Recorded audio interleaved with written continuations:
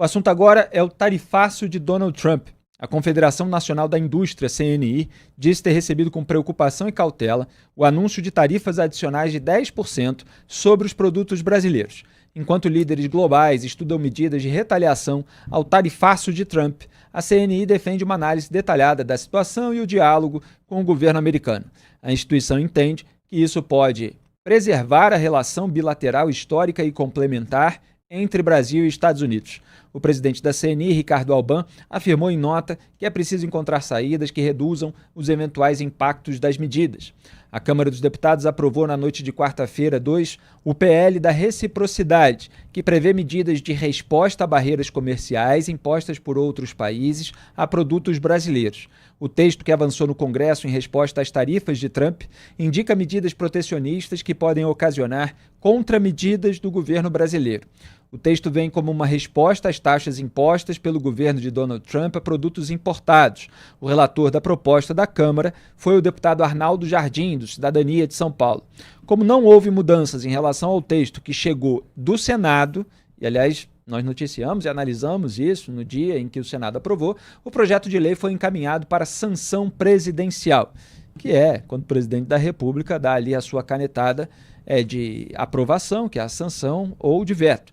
Ao comentar o tarifaço de Trump, Lula falou em todas as medidas cabíveis para defender nossas empresas e trabalhadores. O programa é sempre muito generoso, então vamos acompanhar. Um Brasil que dá a volta por cima e deixa de ser o eterno país do futuro para construir hoje o seu futuro. Com mais desenvolvimento e mais inclusão social, mais tecnologia e mais humanismo. Um país menos desigual e mais justo, que investe em saúde, educação e demais serviços públicos de qualidade, que não tolera ameaça à democracia, que não abre mão da sua soberania, que não bate continência para nenhuma outra bandeira que não seja a bandeira verde e amarela, que fala de igual para igual e respeita todos os países, dos mais pobres ao mais rico, mas que exige reciprocidade no tratamento. Defendemos o multilateralismo e o livre comércio e responderemos a qualquer tentativa de impor um protecionismo que não cabe mais hoje no mundo. Diante da decisão dos Estados Unidos de impor uma sobretaxa aos produtos brasileiros, tomaremos todas as medidas cabíveis para defender as nossas empresas e os nossos trabalhadores brasileiros. Tendo como referência a Lei da Reciprocidade Econômica, aprovada ontem pelo Congresso Nacional, e a diretiva da Organização Mundial do Comércio.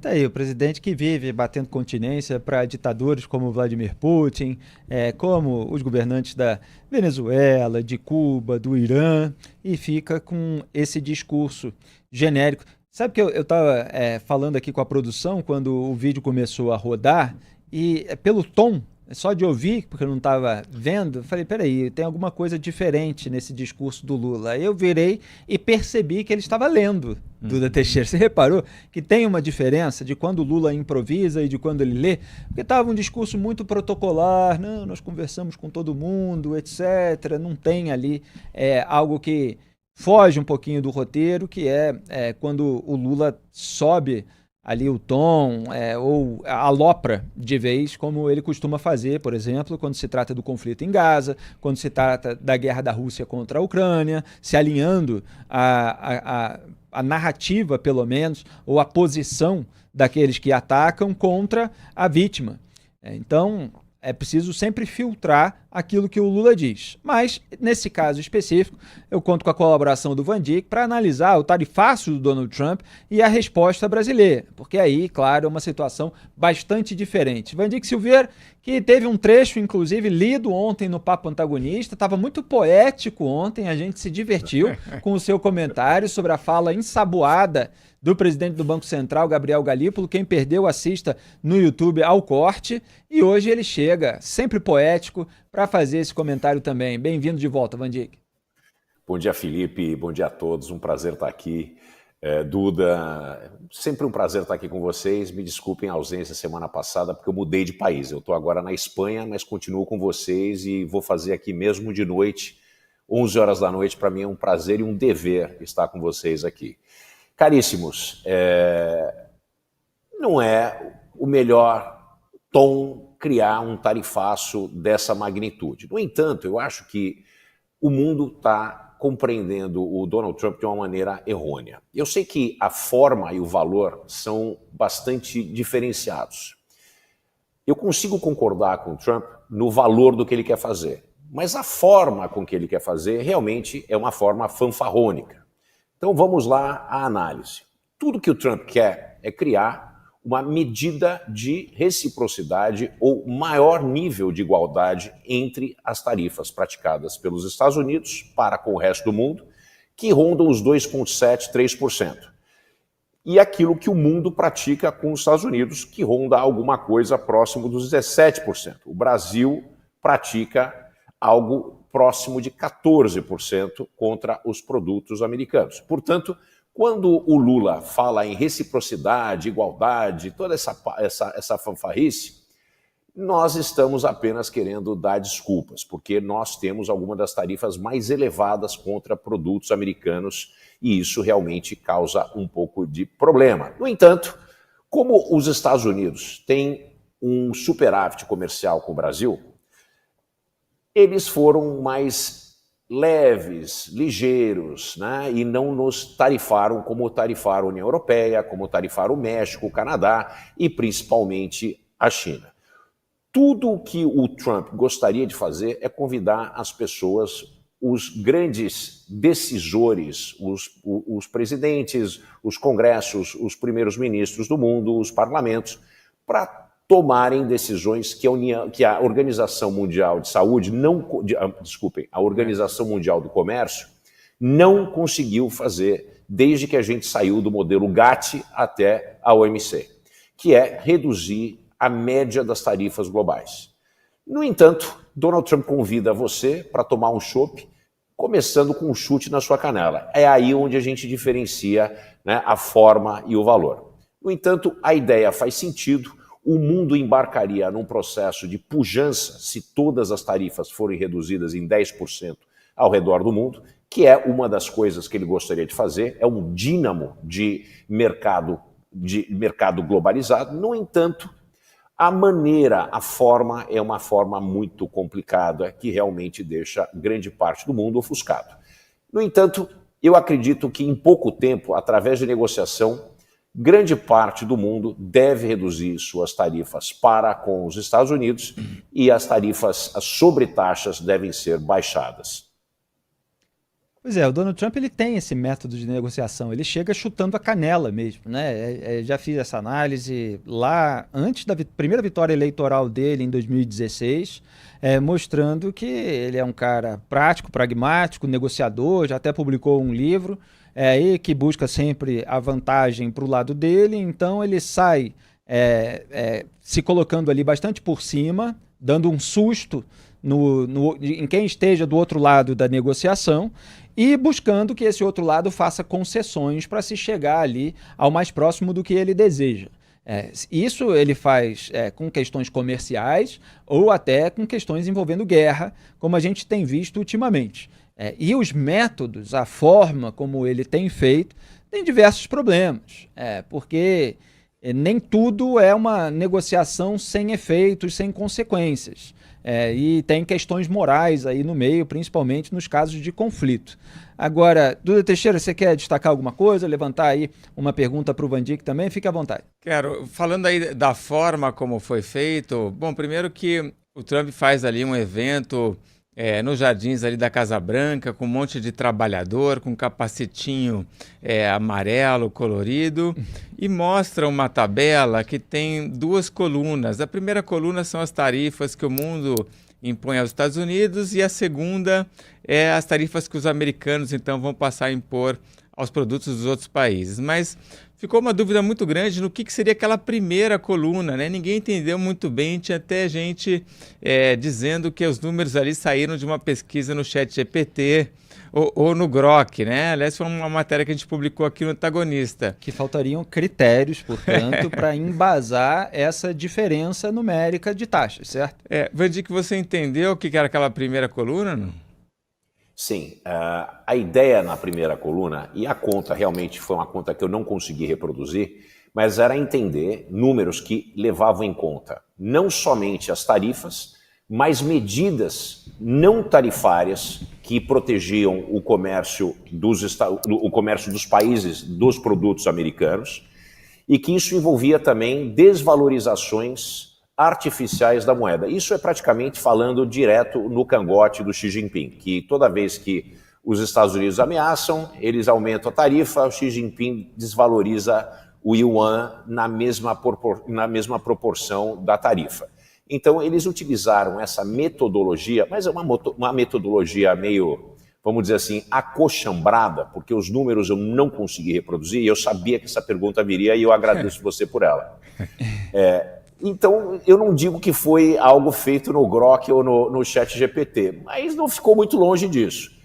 A maneira correta de fazer isso é para entender o valor médio das tarifas, dado não só a quantidade percentual, mas o valor incluindo o valor de volume versus a quantidade em dólar e o que isso representa. E os números são um pouco diferentes, mas não fogem muito do que eu falei para vocês. A média do mundo gira em torno de 17%. O Brasil é um dos países que mais tarifam, em torno de 13,7%, 14%. E, pelo outro lado, existem pouquíssimos países que taxam pouco. Agora, o que eu achei interessante foi que, por exemplo, Israel reduziu a zero as tarifas cobradas dos produtos americanos e levou uma saraivada do outro lado. Vandic, o Lula e, claro, diversos políticos brasileiros, eles estão querendo afetar uma valentia diante de uma tarifa, diante de uma medida agressiva que vem de outro país contra o Brasil, embora, comparativamente, a taxa contra o Brasil tenha sido branda. Mas você vê o que essas pessoas poderiam fazer. Você chegou a dar uma olhada nesse projeto aí da reciprocidade que foi aprovado no Congresso Nacional. Você acha que isso é mais afetação e que as questões diplomáticas vão ser discutidas e eventualmente vai se chegar a um denominador comum? O que você espera? Felipe, o Lula gosta de jogar para a torcida e o brasileiro acha que a seleção brasileira entra em campo em questões comerciais, quando isso não é o fato. O fato é que qualquer medida de aumento de tarifa para com produtos americanos vai afetar de maneira negativa toda a indústria brasileira, porque grande parte dos insumos da indústria brasileira, produtos semi-acabados e produtos acabados, virão dos Estados Unidos. Isso vai fazer com que a cadeia de produção fique mais cara e o produto final para as pessoas, para o consumidor final, seja bastante mais elevado. E o que acaba acontecendo? Isso prejudica a luta contra a inflação. Então faz com que demore mais tempo para a taxa de juros cair, talvez até tenha que aumentar além da conta do que a gente tinha esperado. Quer dizer, em mercado internacional, a melhor coisa que existe é você não retalhar jamais. Ainda que seu ego seja, vamos dizer assim, afetado, você engole o sapo e não penaliza quem não tem nada a ver com a história, que é o consumidor final. Agora, o Lula, frequentemente, o Lula e o PT, eu ia contar do araquiri português, mas eu não vou contar como é que o português comete araquiri, eu vou falar do tiro nos dois pés. É melhor. Então, é melhor, né? Então, o Lula ameaça. Cuidado que eu me mato. Quer dizer, a ameaça de aumentar a tarifa contra os Estados Unidos como uma maneira de reciprocidade é dar um tiro no pé da população brasileira, que já paga preços exorbitantes, muito em função da proteção, do protecionismo brasileiro, né, contra todo mundo. O Brasil é um dos países, se não for o país mais fechado comercialmente que existe. E isso acaba afetando, na ponta final, a qualidade dos produtos e o preço dos produtos que são consumidos aqui. Nós protegemos empresários gatos gordos que não são capazes de competir de nenhuma maneira, que produzem produtos de baixa qualidade e se unem ao governo para produzirem preços e margens extremamente elevadas, e o governo cobra o imposto que quer, ajudando um ao outro dessa maneira. E quem paga a conta é o consumidor final, que acaba comprando o famoso Audi A3, que custa aqui o valor de um Porsche. Bandic, a gente analisou no programa de ontem uma parte da pesquisa Quest, que tem uma segunda parte que a gente ainda vai analisar hoje, mas a segunda parte é mais eleitoral, a respeito de 2026. Na primeira parte, mostrou a queda de popularidade do Lula, aumento da desaprovação em todos os segmentos da população, e mostrou também algumas razões para isso. Você estava falando de inflação, essa é uma das principais razões. Está ali alta dos alimentos, alta dos combustíveis, alta de preço no supermercado de uma maneira geral. A gente sabe que é uma reclamação do cidadão brasileiro, que precisa, evidentemente, comprar os seus alimentos no dia a dia para subsistir. O Lula, até o momento, parece que mergulhou e chafurdou nesse desenvolvimentismo, nessa política econômica que é a tradicional do PT, do Estado como motor da economia, do aumento dos gastos públicos para gerar um consumo imediato, mas que na verdade é uma maquiagem, é um clientelismo, é uma busca de votos para a próxima eleição, que não faz as reformas estruturantes, que não se preocupa com a responsabilidade fiscal, com o equilíbrio das contas públicas, e o resultado de fato não está vindo, mesmo em termos de popularidade, que parece ser o foco do atual presidente. Então, depois de 3 anos, você vê como o governo conseguir melhorar a sua situação até 2026? Eu disse na BMC News, eu vou voltar a falar aqui. Lula é um cavalo morto. Não adianta bater nesse cavalo que ele não vai te levar a nenhum lugar. Lula morreu junto com o PT e a esquerda brasileira. Ao invés de metaforicamente, que fique claro, tá? Sim, metaforicamente. Sim. Ninguém matou o Lula. Não. Eu estou falando metaforicamente. Se o Lula fosse um cavalo, ele seria um cavalo morto. E não adianta pegar um rebenque e dar na bunda do bicho, que ele não vai levar você para frente. O Lula é esse cavalo. Ele só tem um truque. Esse truque não faz verão mais. As pessoas entenderam que a consistência de uma política econômica é fundamental para a manutenção do poder de compra, e o poder de compra é mais importante que transferência de renda, porque com transferência de renda e inflação não existe onde parar a coisa. Você precisa continuar aumentando cada vez mais e você cria um processo inflacionário que impacta principalmente o mais pobre. Não adianta dar com a mão e amaldiçoar com a outra, e é exatamente isso que o PT e o Lula têm feito. Muito obrigado, Bandic Silveira, pela sua participação no Papo Antagonista. Volte sempre. Boa noite, bom trabalho. Prazer.